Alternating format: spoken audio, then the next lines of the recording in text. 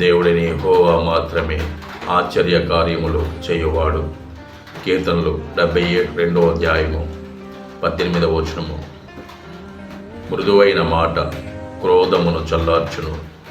సామెతలు 15 వచనము. మీరు నా తట్టు తిరిగిన ఎడల నేను మీ తట్టు తిరుగుదును. జకర్యా 1 వచనము. If you turn to me I will turn to you. Zechariah chapter 1 verses 3.